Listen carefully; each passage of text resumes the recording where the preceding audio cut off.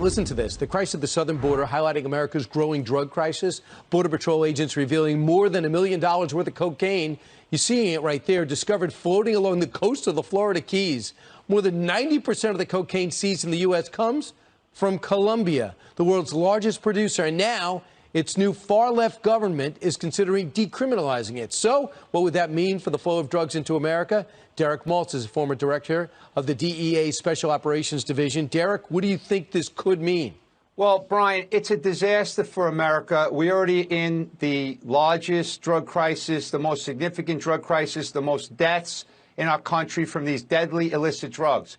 Colombia, sadly, has been our #1 ally for many years, fighting these dangerous narco-terrorists and these drug cartels in Colombia. But not only are they supplying cocaine to America, but they supply cocaine to the world.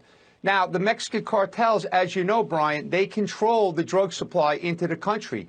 Right now, fentanyl is maximizing their profits. So they're going to continue to mix fentanyl in the cocaine. So the more cocaine they get, the more dead Americans. It's that simple. And with the wide open border and authorities right now, it's a disaster. Now, Brian, just as an example, there was 101,000 pounds of cocaine seized in 2019. This year, they're only at about 54,000. I say only because the Border Patrol's already being distracted doing the migrant processing and all that babysitting and everything else.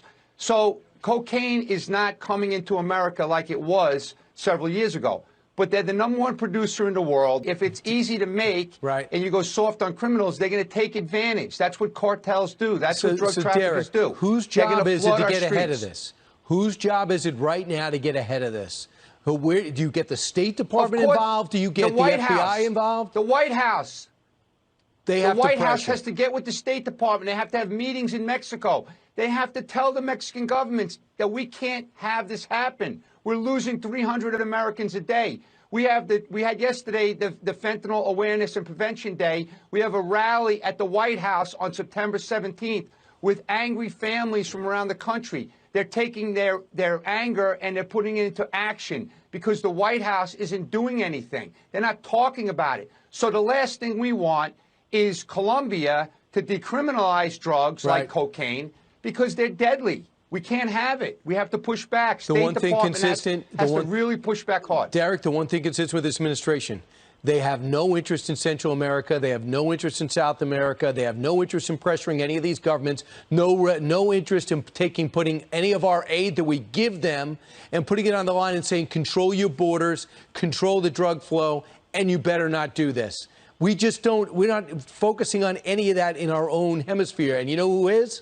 Russia, China, Iran, and Cuba. And we have just allowed them to do it. It is nuts. Derek, thanks for alerting us to this, and maybe we can start pressuring this new Colombian government. Appreciate it. Thank you, Brian.